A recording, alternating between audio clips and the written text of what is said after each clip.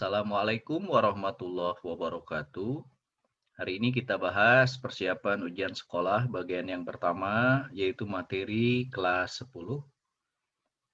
Pertama tentang vektor. Ini ada 3 buah vektor, F1, F2, dan F3. Lalu yang ditanya adalah berapa resultan ketiga vektor tersebut. Nah, langkah pertama adalah menguraikan dalam komponen sumbu X dan sumbu Y. F3 ya, diuraikan dalam sumbu X. Kemudian F2 juga diuraikan dalam sumbu X. Nah, sehingga resultan gaya dalam komponen sumbu X ada F1 yang arahnya ke kanan, ada F3 cos ya, 37 dan ada F2 sin 37 yang arahnya ke kiri, maka tandanya negatif. Oke, tinggal kita masukkan angkanya. F1-nya 9, F3-nya 10, cos 37 0,8, F2-nya 15 dan sin 37 adalah 0,6. Maka diperoleh sigma F-nya adalah 8 Newton. Kemudian dalam arah sumbu Y, nah F2 dengan F3 kita uraikan dalam komponen sumbu Y. Ini jadi F2 cos dan ini F3 sin. Nah, jadi sigma FY-nya ditulisnya yang ke atas F2 cos 37, yang ini ya. Kemudian yang ke bawah ini adalah F3 sin 37. Karena berlawanan maka tandanya negatif. Kita masukkan angkanya. 15 kali 0,8 dikurangi 10 kali 0,6, maka diperoleh 6 Newton. Sehingga resultannya adalah akar sigma fx kuadrat tambah sigma fy kuadrat, 8 kuadrat, 6 kuadrat diakarkan, hasilnya adalah 10 Newton. Jawabnya C. Nomor 2. Nah, seorang anak berjalan lurus 4 meter ke barat, kemudian belok ke selatan sejauh 9 meter, belok lagi ke timur 16 meter. Pertanyaannya, perpindahan yang dilakukan anak tersebut dari posisi awal. Nah, perpindahan itu hanya bergantung pada posisi awal dan posisi akhir. Nah, pertama kita gambarkan dulu perjalanannya. Ini ke barat 4 meter, kemudian ke selatan 9 meter, lalu ke timur 16 meter. Nah, sekarang pertanyaannya perpindahannya. Berarti nah dalam arah sumbu X saja ya. Ini kan ke kiri 4, ke kanan 16. Jadi berarti ini 12. Ya kan, 16 dikurangi 4. Lalu dalam arah sumbu Y kan hanya satu, ini perjalanannya 9 meter. Ya, atau boleh ditulis min 9 juga tidak apa-apa. Nah, sehingga resultannya adalah ini kan. Nah, perpindahannya. Nah, jadi sigma fx kuadrat, sigma fy kuadrat, ya. Jadi ini ke sini 12, ini adalah 9. Jadi Pitagoras. Jadi 12 kuadrat, 9 kuadrat hasilnya adalah 15 meter. Kemana arahnya? Nah, ini arahnya yang merah ini kan. Jadi kalau kita lihat, ini arahnya utara, selatan, barat, timur. Berarti kalau ini adalah tenggara. Jadi 15 meter ke tenggara, jawabnya C. Kemudian contoh lain, seorang anak berjalan lurus ke timur 15 meter selama 3 sekon. Ke timur ya. Ini 15 meter. Kemudian belok ke utara 45 meter selama 9 sekon. Kembali lagi ke barat 75 meter. Nah, selama 13 sekon. Ditanya kecepatan rata-rata. Kecepatan rata-rata adalah perpindahan dibagi waktu. Jadi cari dulu perpindahannya. Nah, sigma fx-nya 75 dengan 15. Jadi 60 ya, atau boleh ditulis min 60, silahkan. Nah, kemudian sigma fy-nya adalah 45. Kemudian diperolehlah perpindahannya seperti ini. Nah, sigma fx kuadrat, sigma fy kuadrat, jadi 60 kuadrat, 45 kuadrat, hasilnya menjadi 75. Arahnya kemana? Ya, gitu ya.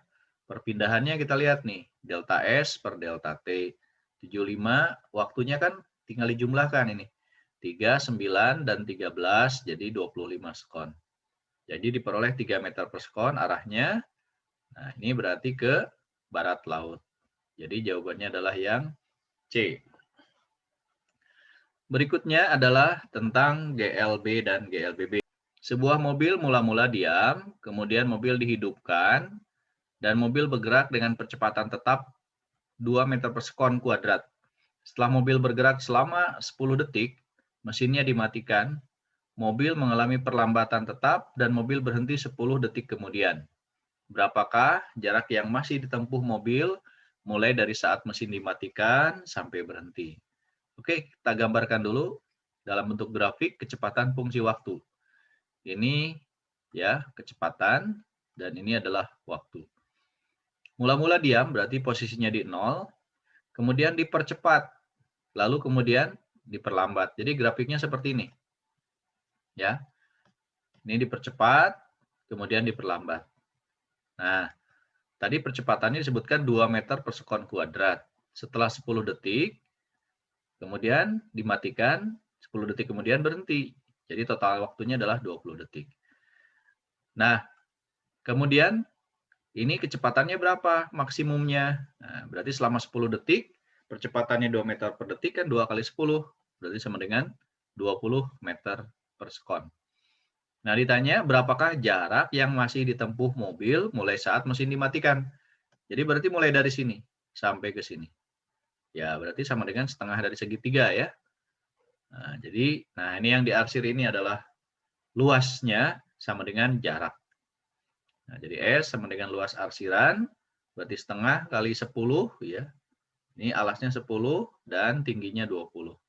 Hasilnya adalah 100 meter. Jawabnya adalah D. Nomor 5. Nah, nomor 5, pada suatu balapan mobil, mobil A dan B sedang bergerak dengan kecepatan maksimum, yaitu 180 km per jam. Dengan arah yang sama, mobil A melakukan pemberhentian sementara atau pit stop pada jarak 250 meter dengan memperlambat sampai berhenti.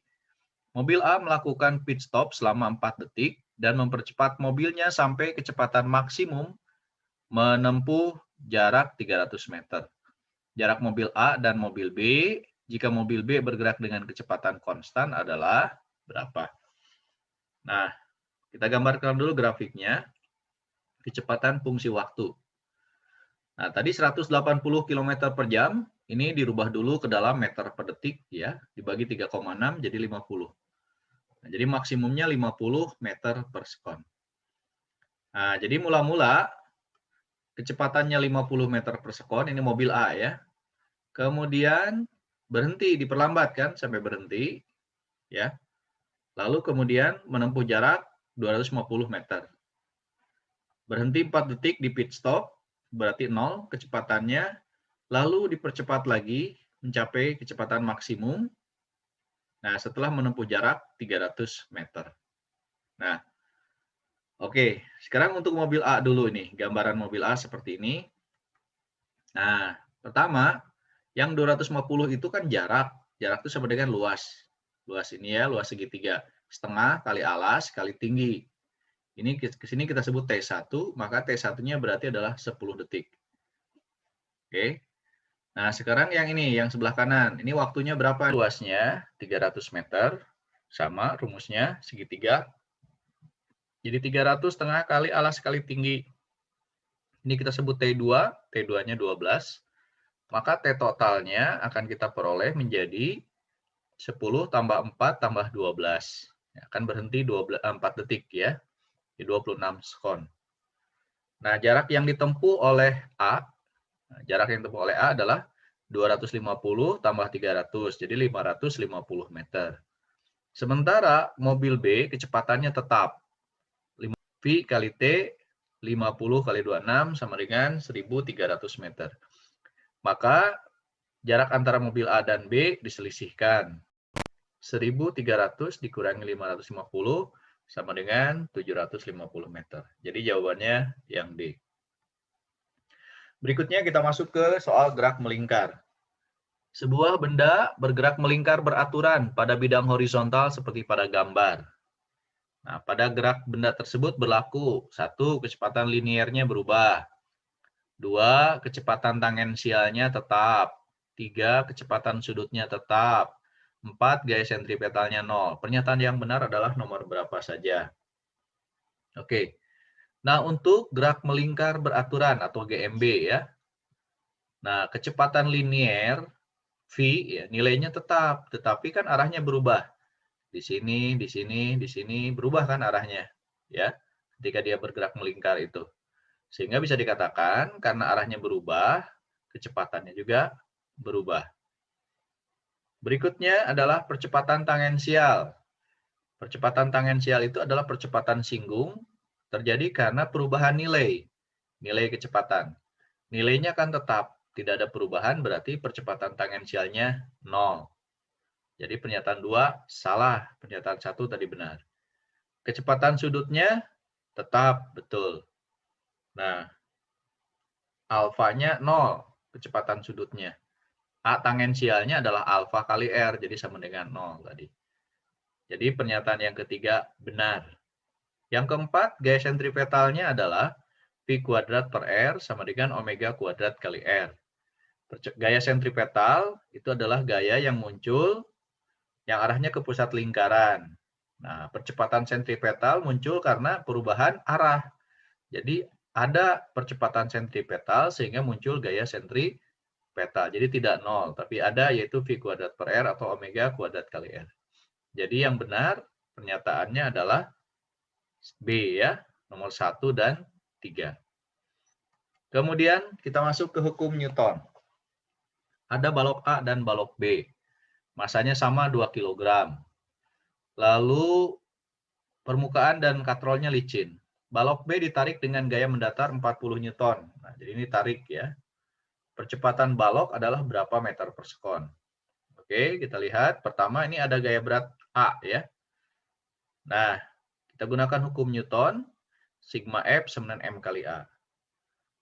Nah, karena ini 40 Newton, ini adalah 20 Newton, karena 2 kg kan, maka akan bergerak ke kiri nih si B, dan si A bergerak ke atas. Nah, sigma F sama M kali A ini adalah resultan gaya yang searah gerak berarti F, dan yang melawannya adalah M kali G. Maka dituliskanlah seperti ini. F min mg sama dengan M total kali A. Ya. Nah, kita masukkan nih. 40 F-nya, MA kali G-nya adalah 20, sama dengan M totalnya 4 kali A, maka diperoleh nilai A-nya adalah 5 meter per sekon kuadrat. Jadi jawabnya adalah D. Kemudian nomor 8, ini juga tentang hukum Newton. Nah, bendanya ada 3 ya. A, B, C.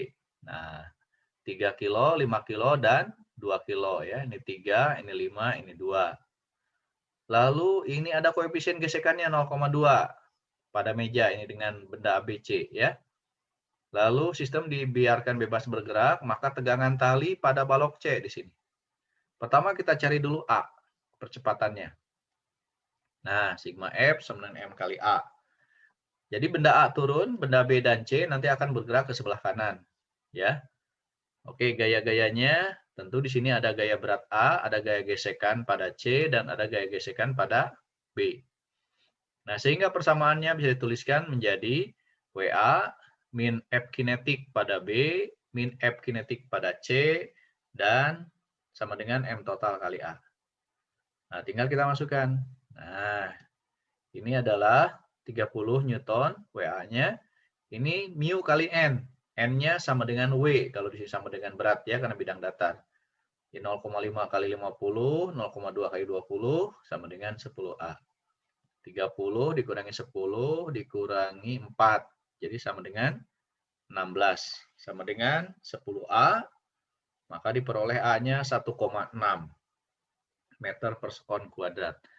Nah, kemudian benda C ikut bergerak ke kanan karena ada tali yang menariknya.